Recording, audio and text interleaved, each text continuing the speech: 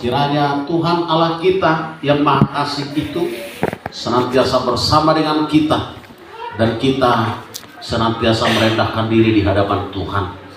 Firman Tuhan yang mau kita dengarkan hari ini, yang menguatkan kita, yang mengingatkan kita dan menasehati kita, kami ambil dari 2 Timotius pasal 1 ayatnya yang ke-16. Demikianlah bunyi firman Tuhan. Mari kita dengarkan dengan baik. Segera kami akan bacakan. 2 Timotius pasal 1 ayat yang ke-14. Demikian bunyinya. Peliharalah harta yang indah yang telah dipercayakan kepada kita oleh Roh Kudus yang diam di dalam kita. Sekali lagi kami bacakan.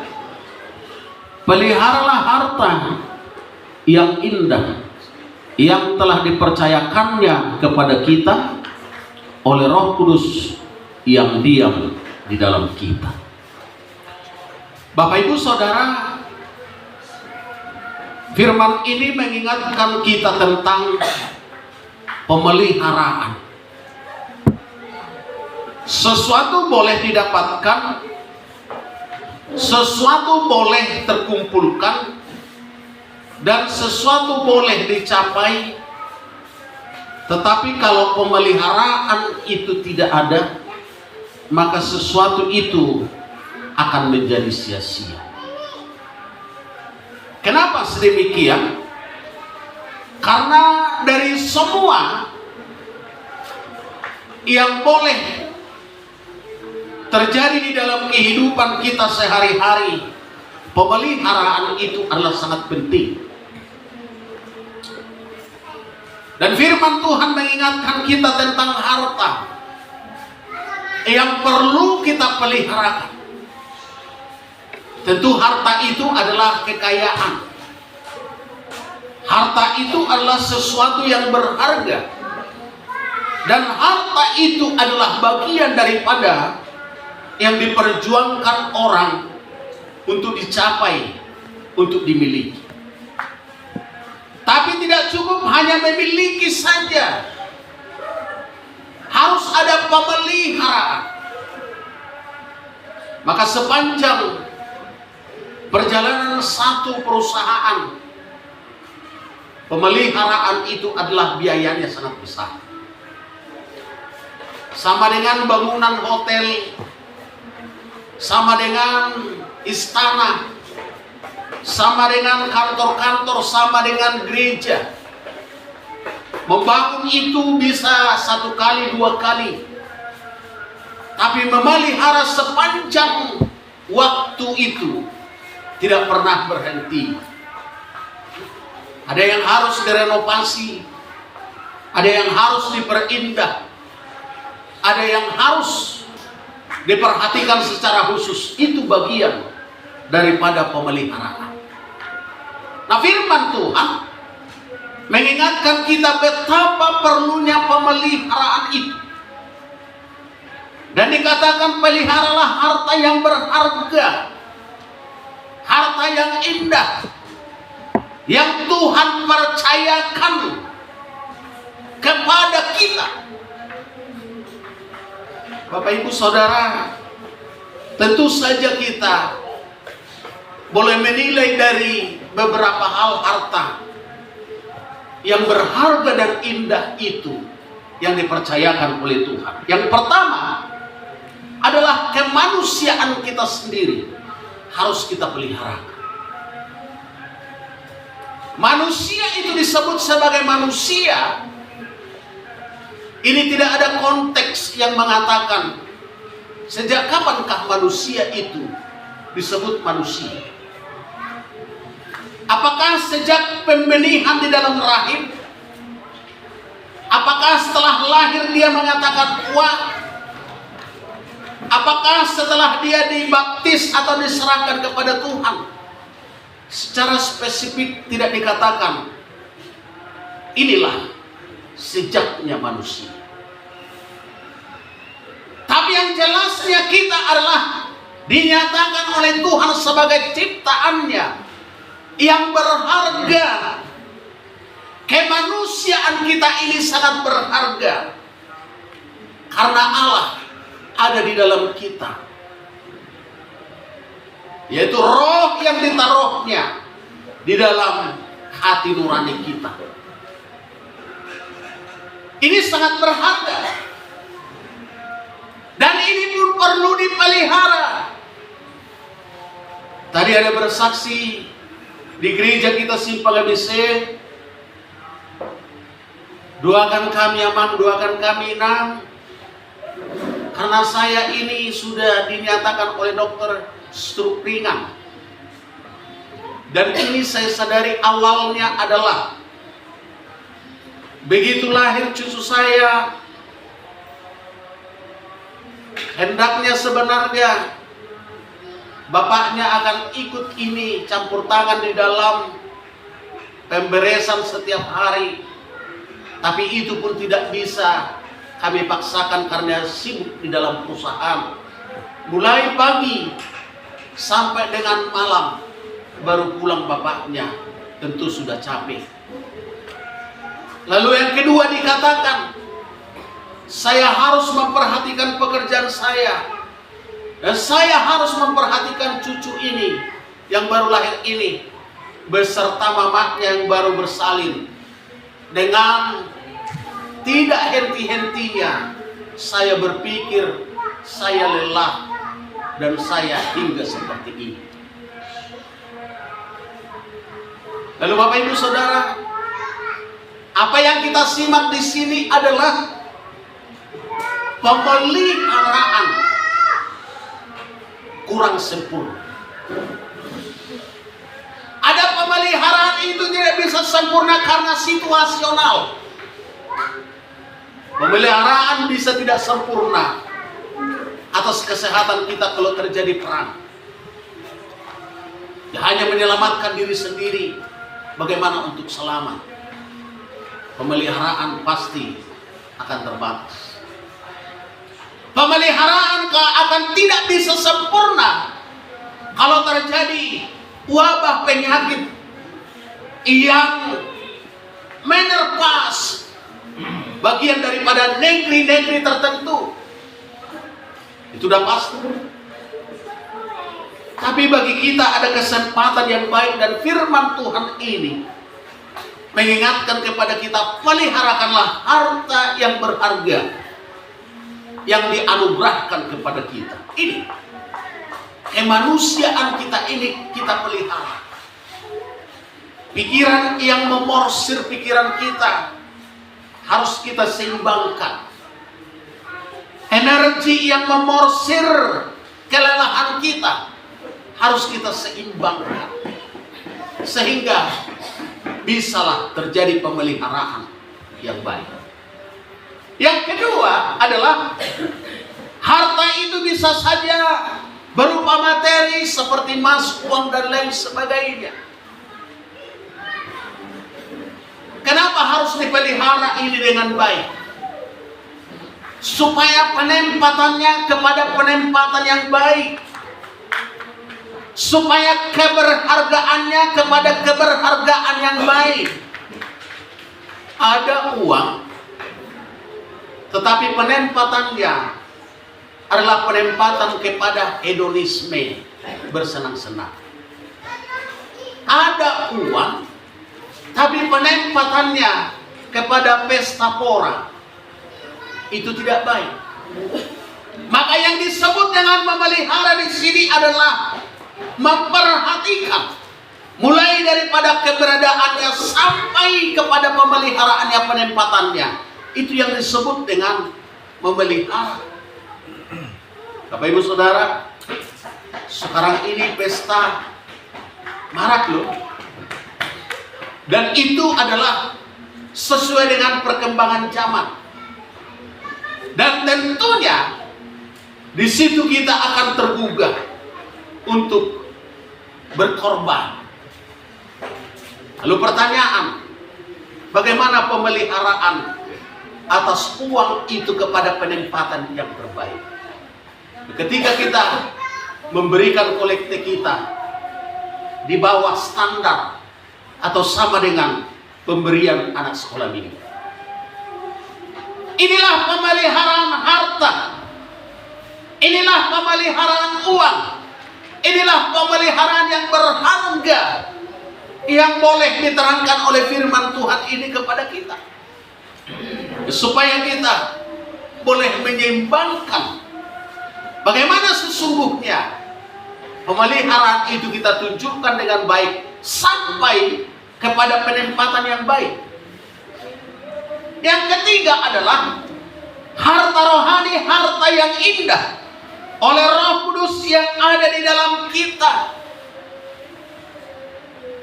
Tentu saja kalau jasmani kita ini memerlukan makanan asupan gizi yang baik untuk kesehatan, kita harus seimbangkan kerohanian kita akan cukup asupan gizi makanan yang baik untuk dia sempurna. Di manakah kita akan dapatkan? Di dalam persekutuan. Di manakah kita akan dapatkan? Di dalam pemeliharaannya sepanjang hari-hari kita yang kita tidak tahu batasnya. Cukupkah di gereja? Tidak. Cukupkah di rumah? Tidak.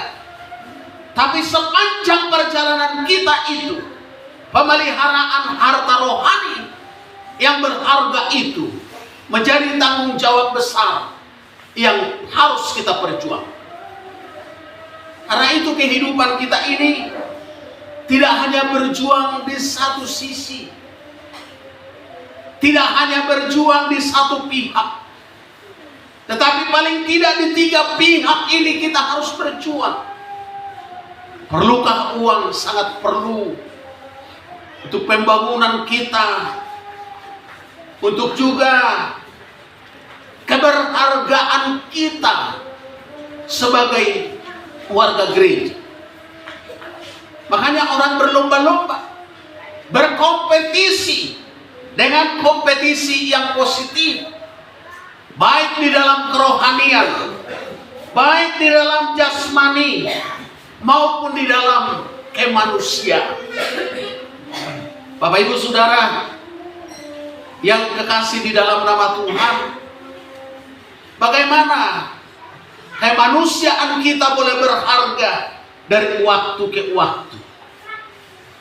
Saya tidak bisa menilai diri saya dalam keberhargaan, tetapi orang lain yang melihat dan menilai dan memberi penilaian itu dengan apa yang bisa dia lihat, dengan apa yang bisa dia dengar. Dan ini tanggung jawab pemeliharaan, dan bukan tanggung jawab yang mudah, tapi tanggung jawab yang besar di dalam setiap kehidupan orang-orang percaya. Lalu bagaimana harta yang berharga itu dapat, dan untuk apa itu didapatkan? Tentu untuk menyenangkan. Adakah setiap kemanusiaan kita bisa menyenangkan manusia yang lain? Apakah harta kita bisa menyenangkan orang lain atau Tuhan? Apakah juga kerohanian kita bisa menyenangkan hati Tuhan di dalam perjalanan kita? Ini pertanyaan untuk kita semua. Nah, selanjutnya Bapak Ibu, bagaimana cara orang untuk mendapatkan harta itu? Di dalam Amsal 12 ayat 27b dikatakan, orang rajin akan memperoleh harta yang berharga. Rajin dia di dalam pekerjaannya, teliti dia di dalam pekerjaannya, dia akan mendapatkan harta yang berharga, untung yang baik, dan seterusnya. Dan pemeliharaan ini tidak terjadi begitu saja. Ini diawali dengan perjuangan. Setiap kita memahami bagaimana perjuangan kita di dalam aktivitas kita. Ada turun naiknya, ada gelombangnya. Dan ada kadang-kadang kita harus rugi. Itu adalah perjuangan dalam mencapai sesuatu. Demikian juga di dalam kemanusiaan kita. Maka orang rajin beribadah, membangun kemanusiaannya juga untuk bersekutu. Marsaul. Maka orang rajin ke persekutuan yang lain, dia membangun dirinya di dalam kemanusiaannya itu, dalam bersekutu, supaya tidak kaku pergaulannya dengan yang lain, supaya bagian daripada kebaikan yang dia miliki boleh terpancar kepada yang lain, supaya bahasa yang baik yang dia miliki boleh terdengar kepada yang lain, supaya berkat yang baik yang dia miliki boleh dirasakan oleh orang lain. Di mana itu? Di dalam persekutuan. Maka ada lapo di dalam setiap pesta. Di situ boleh ngomong dan ngomong, di situ berbicara dengan hal-hal yang baik juga. Lalu dirasakan jugalah berkat orang lain. Kita harus bisa juga untuk membayarkan yang lain. Dan itu adalah bagian kebaikan yang akan bisa dirasakan oleh orang lain. Lalu harta kerohanian itu perlukah rajin beribadah? Perlu. Lalu ada orang yang mengatakan firman itu sudah ada sejak awal sampai pada akhir. Kita hanya melaksanakannya saja. Melaksanakan itu akan bisa tersentuh apabila dengar-dengaran dengan firman Tuhan. Sehingga pelaksanaannya tidak terpaksa. Karena apa? Oleh sentuhan firman Tuhan, oleh sentuhan roh Tuhan, dalam memberi, dalam melakukan sesuatu yang menyenangkan hati Tuhan. Jadi tidak terjadi begitu saja, tetapi oleh pemeliharaan dari waktu ke waktu, dari kesempatan yang satu kepada kesempatan yang lain, sehingga setiap kita akan terbangunkan kerohanian yang terbaik. Karena itu Bapak Ibu Saudaraku yang kekasih dalam nama Tuhan, dalam kerohanian jelas orang yang rajin beribadah akan memperoleh harta rohani yang berharga. Orang yang rajin bekerja akan mendapatkan harta jasmani yang berharga. Kalau bermalas-malas saja dalam berusaha, apa yang mau dia dapat?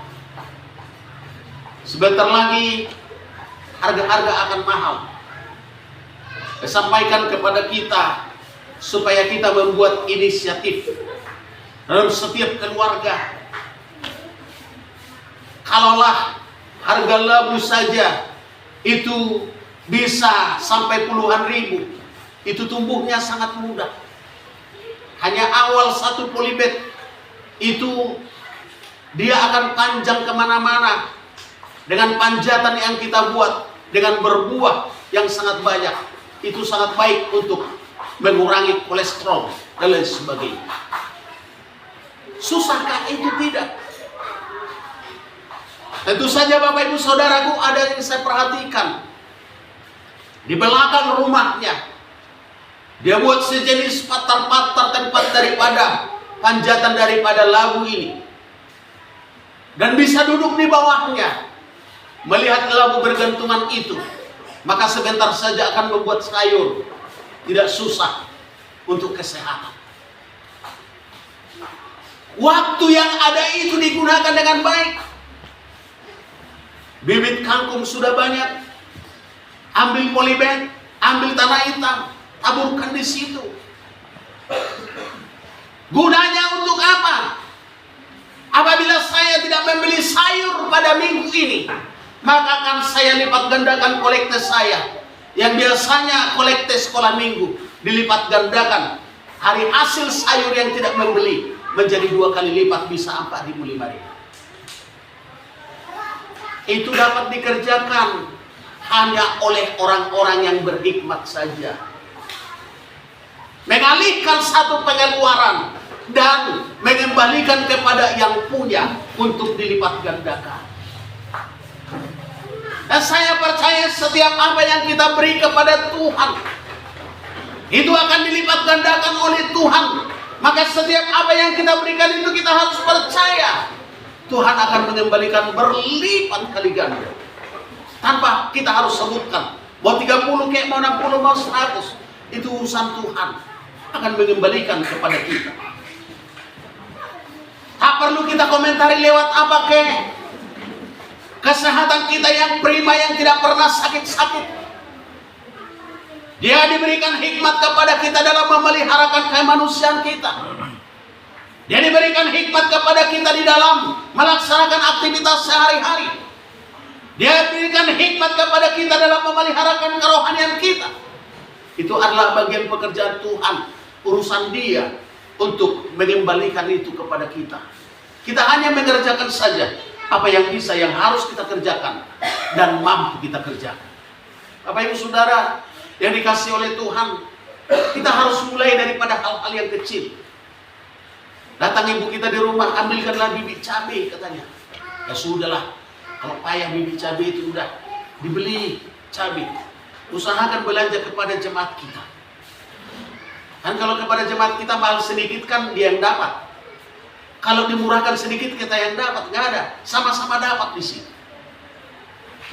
Karena itu Bapak Ibu Saudaraku yang kekasih dalam nama Tuhan, kita harus mempunyai sikap memperhatikan firman ini dalam pemeliharaan sepanjang perjalanan kita. Harta yang berharga ini, harta kerohanian yang sangat berharga ini. Sebanyak ini kita 1,5 jam fit kita di dalam ibadah. Saya kira tidak susah. Saya memperhatikan teman-teman kita yang kalau Jumat itu dalam jam 12 atau setengah 12 ditutupkan itu warungnya, pergi sholat, habis sholat dibuka lagi warungnya. Itu sikap bijaksana yang dia miliki. Kami tidak harus mengatakan berhentilah jualan pada hari Minggu, nggak juga seperti itu. Tapi punya sikap seperti kawan kita tadi, punya sikap yang arif dan bijaksana untuk melakukan sesuatu itu. Bapak Ibu Saudaraku yang kekasih dalam nama Tuhan, tentu saja kalau ke pasar itu pakai celana panjang, tinggal hanya mengambil apa itu namanya, sarung, kan begitu kira-kira. Datang ke gereja, gak perlulah harus pakai ke rumah dulu, langsung pun ke gereja tidak apa. Pakai sarung untuk menutup celana panjang yang sudah dipakai ke pasar. Itu juga adalah bagian kebijaksanaan di dalam memeliharakan keseimbangan kerohanian kita supaya semakin baik ke depan. Karena apa? Semakin hari zaman ini akan semakin menunjukkan tingkat kesulitan. Itu harus kita pahami. Dalam zaman yang semakin maju tapi tingkat kesulitannya akan semakin tinggi. Makanya orang selalu berusaha masuk kepada daerah-daerah berkembang, karena di sana memungkinkan akan bisa berkompetisi dengan yang lain. Makanya saya katakan kepada anak kita yang di Jakarta, kalau memungkinkan tinggalkan aja itu. Tapi dia mengatakan, saya harus di sini Pak. Ya sudah. Tapi saya mengatakan, boleh kita diberkati Tuhan di desa ini, dan sebentar kita ke Jakarta minum kopi dengan melihat tiket yang murah. Langsung dia, 5 hari lagi ada tiket murah. Kenapa? Kita ke Jakarta dulu minum kopi berdua. Katanya kan bisa. Tiketnya 300, BP 600 kan begitu ya, langsung kopi. Berangkat pagi, pulang sore. Kita boleh ada di tempat yang sedang berkembang ini, tapi pemikiran kita di internasional ada. Dan inilah bagi orang-orang yang diberikan Tuhan hikmat. Dan kita doakan kota kita yang masih berkembang ini supaya semakin diberkati Tuhan. Supaya semakin banyak jiwa-jiwa di sini yang mau menjadi keluarga Allah, dan ini tugas kita. Jadi bukan hanya diri kita saja lagi harus kita pelihara, tetapi orang lain juga supaya terpelihara dia. Kita harus memberikan dukungan. Kita harus memberikan perhatian. Bukan masalahnya supaya penuhlah gereja kita untuk beribadah, enggak itu. Tapi supaya dia hidup kerohaniannya itu maju. Dan kita harus maju duluan.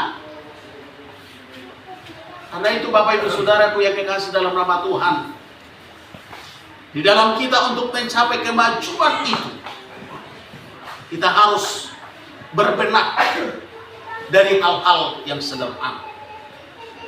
Kita harus berbenah dari hal-hal yang kecil. Kita harus melakukan sesuatu itu dalam tindakan mulai sekarang. Bapak Perubas kita mengatakan, ya sudah Pak, langsung dimulai aja di depan kalau memang gereja ini mau dipanjangkan. Iya ya, cocoklah 5 meter ke depan supaya lebih panjang, lebih banyak kursi untuk dapat diisi oleh para jemaat. Jangan pula terpikir kepada mereka, nanti gak muat kita hanya di teras-teras saja. Jadi Bapak Ibu juga jangan segan-segan juga untuk membeli mobil. Nanti kita akan lebarkan parkir. Kadang-kadang memang betul juga itu. Di mana ada hati, di mana ada hartanya, di situ ada hatinya. Jadi pernah mobil kita ini dipijai anak-anak yang sampai patah, itu apa namanya itu? Alang besi ini. Jemaat pula kan gitu. Yang dekat gereja kita di Simpang Besi. Memang ini agak lasa ini sana. Tok sampai patah ini. Tahu-tahu dimarahi orang tuanya. Lalu sebentar lagi beli mobil lah orang tuanya. Dia beli mobil orang tuanya. Memang anak yang lasak dipanjati, memang itulah memang anak-anak ini. Jadi kita akan berusaha, kita akan buat dua kita untuk itu tempat parkir. Jadi nggak cukup lagi hanya dua kita untuk kita, dua kita untuk penambahan pekarangan kita, dua kita untuk penambahan gereja kita, dua kita untuk pertambahan jemaat, supaya jemaat juga semakin setia. Ada banyak yang harus kita doakan. Apalagi kita juga harus siap menjadi contoh. Bapak Ibu Saudara, inilah pemeliharaan. Kalau kita sudah terpelihara dengan baik, menjadi contoh kita, pasti orang akan melihat ya benar apa yang dikatakan. Makanya Bapak Ibu susah juga mengajak orang, harus susah menjadi contoh. Jadi kalau orang ada door to door, kita nggak pernah door to door. Cukup saja Tuhan untuk bekerja. Jadi syukur bagi Bapak Ibu semua yang boleh hadir pada saat ini. Ada yang tidak hadir, marilah saling mengingatkan kepada mereka. Jadilah kita menjadi jemaat yang terpelihara oleh kasih Kristus yang sangat besar di dalam kehidupan kita. Jadi oleh karena itu, hati Tuhan disenangkan, hati Tuhan ditinggikan, hati Tuhan dimuliakan dalam setiap persembahan, dalam setiap ibadah, dalam setiap puji-pujian kita yang kita persembahkan kepada Tuhan. Kita pasti pribadi lepas pribadi diberkati oleh Tuhan. Mulai daripada anak-anak kita yang kecil sampai dengan umur yang tua diberkati oleh Tuhan. Ingat setiap keluarga lepas keluarga kita, kalau kita takut akan Tuhan dan terpelihara kerohanian kehidupan kita di hadapan Tuhan, pasti akan semakin diberkati oleh Tuhan. Nah, kepastian inilah yang diwujudkan Tuhan kepada kita, bahwa Dia dalam keselamatan yang Dia berikan itu harus kita jaga dengan sebaik-baik. Karena itu kiranya Tuhan yang memberkati kita semuanya. Gereja kita juga diberkati oleh Tuhan, menjadi gereja yang bersinar, menjadi gereja yang memuliakan Tuhan, dan kita diberkati semuanya. Puji Tuhan.